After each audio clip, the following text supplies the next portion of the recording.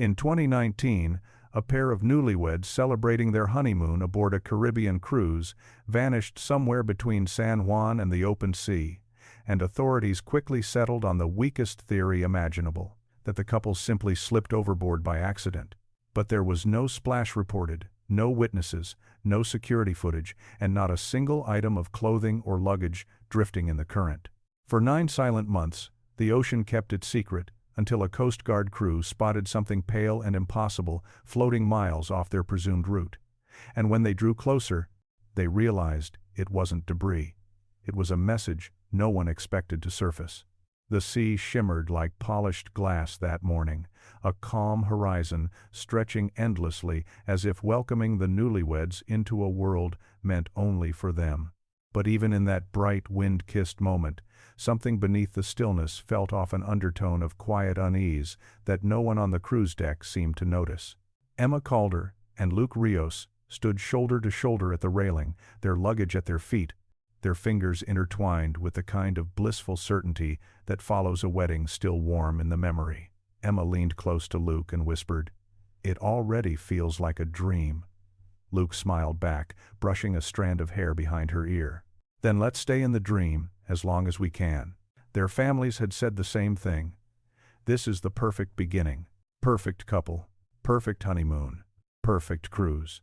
But perfection rarely survives the open ocean. Before they even boarded, a small moment slipped into the cracks of the day, one that would later replay in investigators' minds. A crew member, tall and tense, stood near the boarding ramp, arguing quietly with another staffer. Emma paused, noticing the clenched jaw, the way the man's eyes darted toward the security cameras. Luke nudged her with a grin. "Come on, Em. Our room better have a balcony big enough for you to hog the sunrise." She laughed, letting the tension go. But she glanced back once more. The argumentative crewman was gone. Their cabin was compact but warm. A queen bed, soft lighting, a narrow balcony with the Caribbean already stretching beyond it. Emma unpacked while humming. Luke opened the sliding door and breathed in the salted wind. "This is it," he murmured. "Best week of our lives." Later, during the ship's sail-away party, heat lamps flickered against the darkening sky as music pulsed across the deck. The newlyweds danced, clumsy and laughing, drinks in hand. Nearby, a fellow traveler struck up conversation, a retiree named Marla, who had cruised 19 times before. She complimented their rings, their happiness, and proudly announced, "You two glow. Everyone on this ship can feel it." But then her smile dimmed. "Just don't go wandering the upper decks too late. At night it gets empty. Too empty." Emma raised a brow. "Why? Something happen up there?" Marla hesitated. "People disappear at sea more often than you'd think. Not saying it'll happen. Just ships are their own worlds. Things happen in the dark." Luke brushed it off, though Emma caught the flicker in his expression. "We'll be careful," he promised. By midnight, the celebration thinned out. Wind swept across the deck in sharper gusts. Crew members rolled away drink carts, secured railings, began turning off sections of lights. Emma and Luke, slightly tipsy and still humming with joy, strolled hand in hand toward the bow. Luke gestured toward the sky. "Look," he said, "a perfect moon." They kissed beneath it. Passengers who later gave interviews described that moment vividly. One said the newlyweds seemed wrapped in their own world. Another noticed a shadowed figure near the stairwell, watching them briefly before slipping away. At the time, no one thought much of it. Around 12:40 a.m., Emma and Luke were seen laughing with a young bartender, asking about sunrise times. "You'll want deck 12, he told them. "Best view on the ship. Nobody goes up there this late though, too windy." Their keycards scanned at 12:47 a.m. as they entered the stairwell leading to the upper deck. That would be the last confirmed moment anyone saw them alive. Somewhere above, the waves slapped rhythmically against the hull. The ship hummed with engines pushing through black water.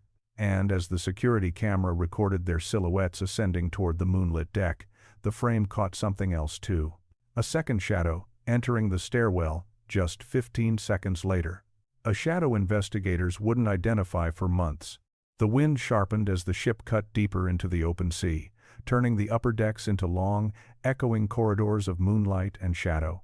It was the kind of night where sound carried strangely, where footsteps seemed to whisper instead of strike, and the ocean felt closer than it should.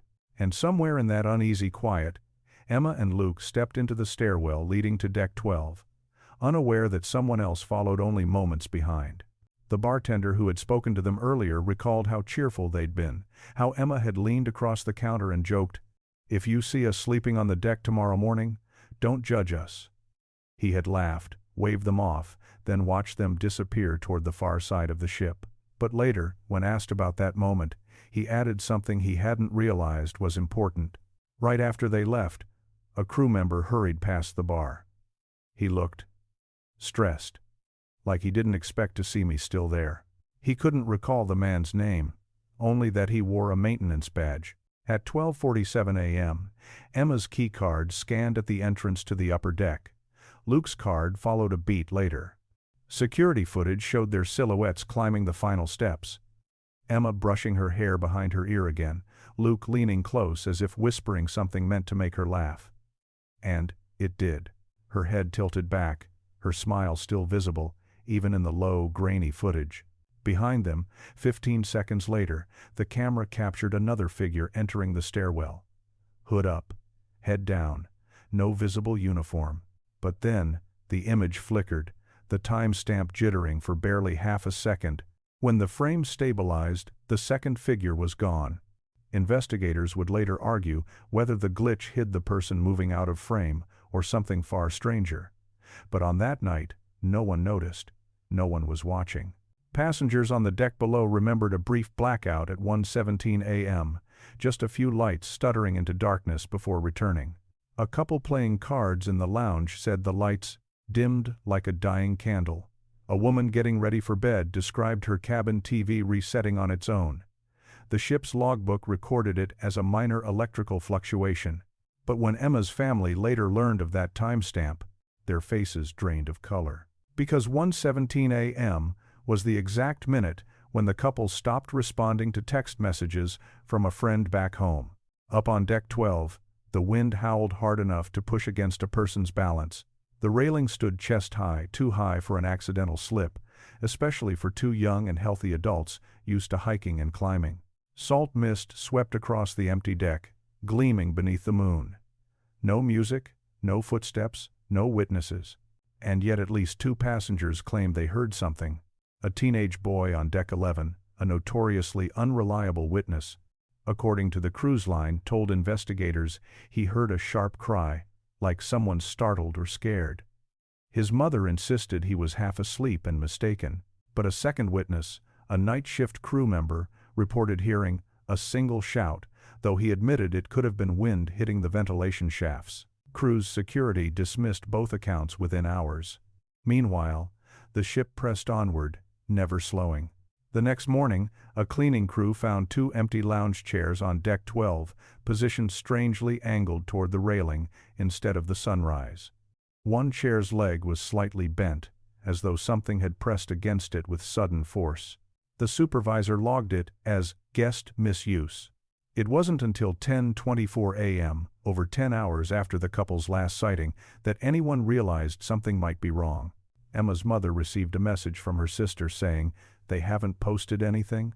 They're always online." That concern snowballed into phone calls, then to guest services, then to a cabin knock that went unanswered. Security entered the room at 11:02 a.m.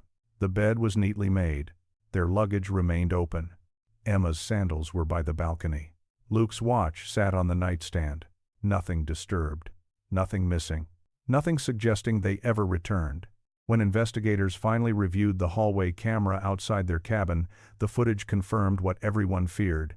Emma and Luke never came back after heading to the upper deck. But something else was wrong too. At the exact time the couple would have reached the top of the stairwell, the deck camera that should have captured them stepping out cut to static for nearly 2 full minutes. By the time it resumed, the deck was empty, a void where two people should have been. By midday, a quiet unease had begun circulating through the ship. An unease that nobody could name, not yet. But the moment security confirmed Emma and Luke had not returned to their cabin, That unease hardened into something colder, heavier, the kind of dread that settles into the bones of everyone involved. The head of onboard security, Officer Darren Holt, stood in the couple's cabin doorway, arms crossed, eyes sweeping the room. Nothing suggested panic, flight, or danger. The bed was smooth, untouched. Their honeymoon itinerary lay neatly folded on the desk beside a half-finished note Emma had been writing to her sister. 2 sets of evening clothes hung in the closet. Holt exhaled through his nose. "People oversleep," he muttered. "We'll find them." But the steward assigned to their room shook her head. "They weren't here this morning. I cleaned the floor outside. No footprints. Nothing moved." Holt didn't respond, but his jaw tightened. The ship's first announcement went out at 11:33 a.m., politely requesting Emma or Luke to contact guest services. Passengers glanced around, unconcerned. People missed announcements all the time. But when the second call echoed through the hallways, minutes later this time, more urgent, several guests felt the shift. A search began almost immediately. Crew members combed through dining areas, lounges, restrooms, observation decks. Holt questioned the bartender, who repeated the same detail that kept clawing at him. They were headed to the upper deck, said they wanted to watch the sunrise. Deck 12. The deserted deck. The deck where cameras had mysteriously gone down. When Holt accessed the footage, he leaned forward in his chair so sharply that one of the officers behind him muttered, "Sir?" Footage showed the couple entering the stairwell. Then static. A full minute and 52 seconds of rolling gray distortion. When the video returned, the deck was empty. No bodies. No struggle. No silhouettes. Just the endless sea stretching out behind the railing. "Could they have jumped?" an officer suggested weakly. Holt stiffened. "Both of them? At the same time? Without leaving anything behind?" He replayed the footage again and again, as if something might reveal itself through repetition. But the glitch remained an impenetrable void, a digital erasure that swallowed the exact moment 2 people vanished. By early afternoon, the ship initiated its man-overboard protocol. Passengers gathered at windows and railings, watching as the massive vessel slowed, arcing across the open water. Announcements crackled overhead. Search teams launched inflatable boats. Crew members scanned the surface with binoculars, calling out every patch of foam that looked remotely suspicious. Nothing. The ocean was vast, silent, indifferent. When the Coast Guard responded, their first helicopter circled above the ship, rotor wash scattering mist across the water. Lieutenant Ramirez, the lead diver, later described what he felt upon arriving. Like stepping into the aftermath of a story already ending. And nobody knew where the beginning went. Diving teams plunged into the sea along the ship's possible path. The water was a deep cobalt, visibility decent. They found drifting kelp, fragments of plankton blooms, a lost sun hat but nothing belonging to the honeymooners. But under the hull, Ramirez discovered something that made him pause. 3 long, parallel scratches etched into the paint fresh, bright against the darker blue of the ship. He ran his gloved fingers over them. "Not barnacles," he whispered. "Not coral." The marks were too clean, too deliberate, as if something had dragged with force, or someone had tried to hold on. He surfaced with the strange report, but the ship's officers dismissed it as contact with floating debris. Ramirez didn't argue, but he didn't believe it. There was no debris large enough in the area that could have made marks like that without being seen. Back on board, chaos tightened around the families. Emma's mother, reached by phone, cried into the receiver. She wouldn't go near the railing at night. She hated heights. Luke's father demanded answers the staff didn't have. "Where were your cameras? How does a couple evaporate on your ship?" Every time Holt repeated, "We're doing everything we can," his voice sounded smaller. By sunset, the official narrative had already begun forming an accidental fall. A tragic misstep. A simple, heartbreaking slip into the sea. But the evidence refused to cooperate. No splash reported. No scream conclusively heard.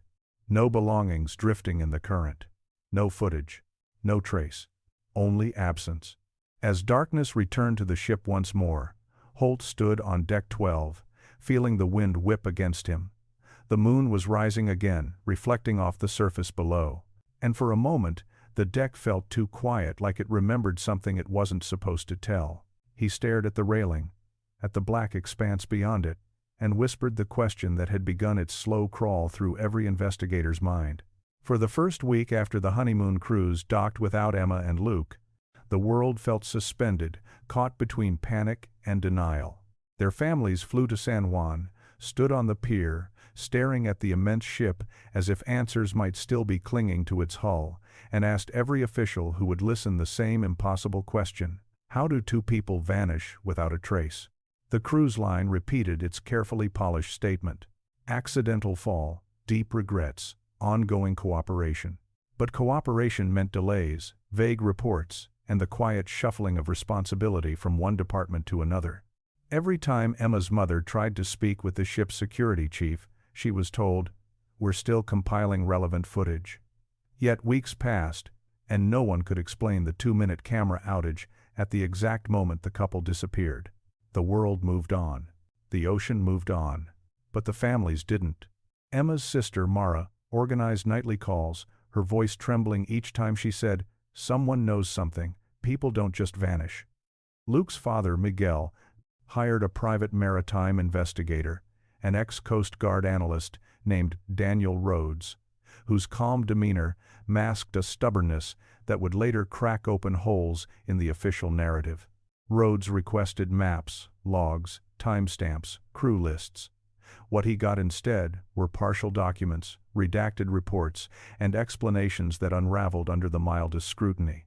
"It's like they're giving us puzzle pieces from two different puzzles," he told the families. "Either they're lying, or they're hiding incompetence on a scale that borders on criminal." Meanwhile, online forums erupted with theories.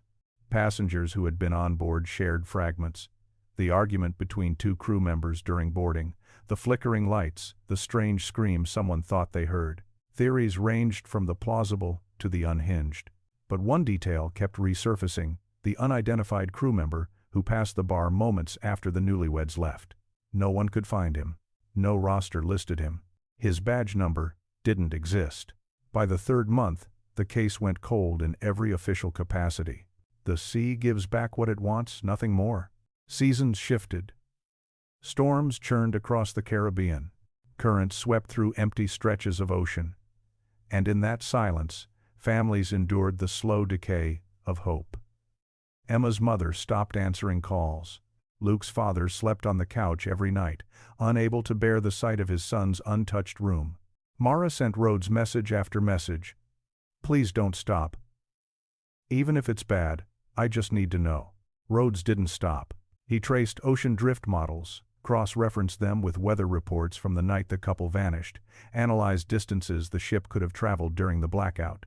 None of the data lined up with the official route. "They're hiding a deviation," he told Mara in a late-night call. "I don't know why, but the ship moved somewhere it wasn't supposed to." 8 months passed. Then the 9th. On a clear morning, 60 miles off the ship's reported path, a Coast Guard vessel patrolling a quiet sector spotted something white drifting ahead, small, circular, turning slowly with the tide. At first, the crew assumed it was a buoy or a cracked piece of foam. Nothing unusual. But as they drew closer, Petty Officer Warren leaned over the railing and squinted. "Is that writing?" The object bobbed, rotated, and revealed a streak of faded marker on its surface. A life ring, weathered, damaged, bearing the name of the same cruise ship Emma and Luke had vanished from. And wedged into a torn compartment along its inner edge was something else.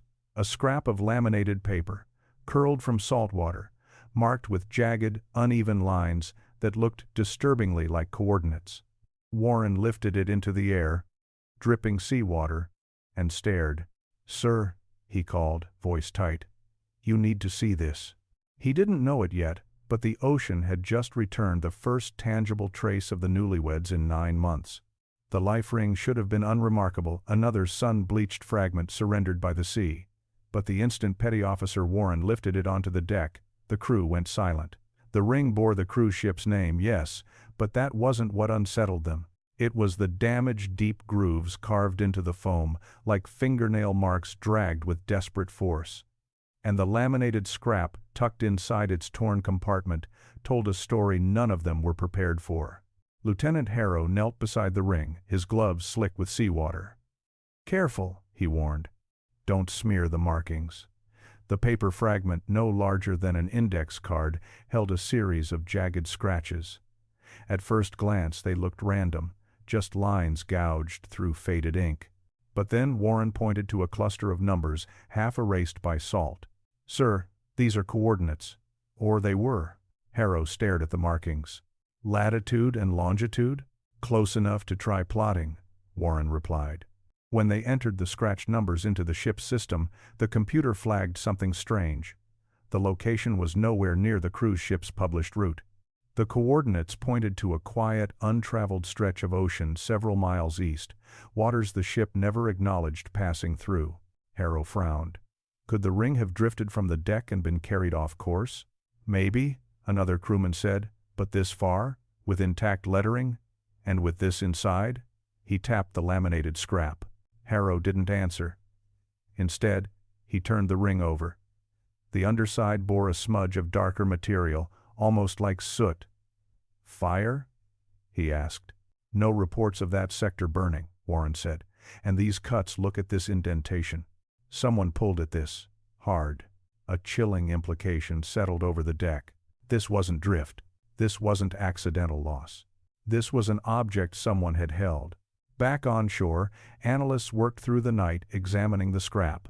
Under magnification, they found the scratches layered over pre-printed cruise maps, the kind distributed for emergency procedures.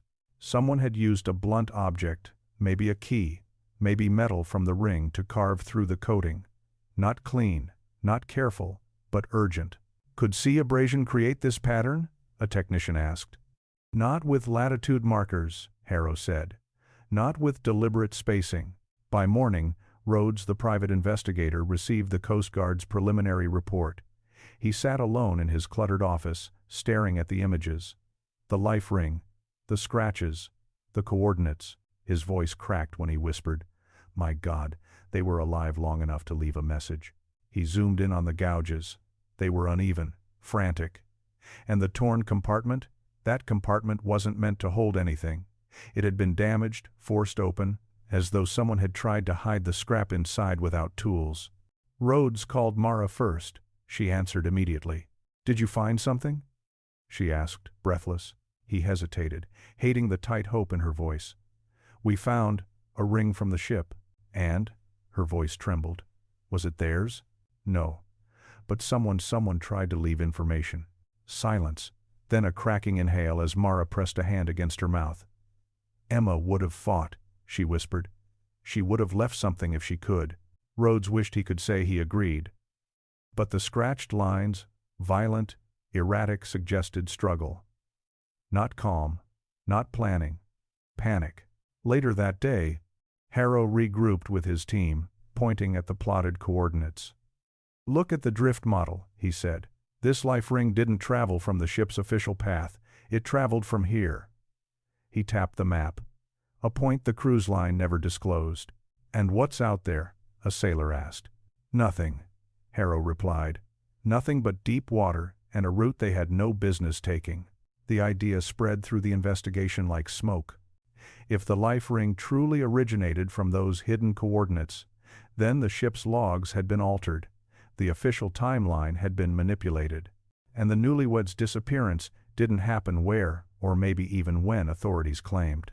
A data analyst brought up something else. The ring's condition. It shouldn't be intact after 9 months. Not like this. It's weathered, but not that weathered. "So it didn't drift the whole time?" Harrow asked. "No, it looks like it entered the water much later."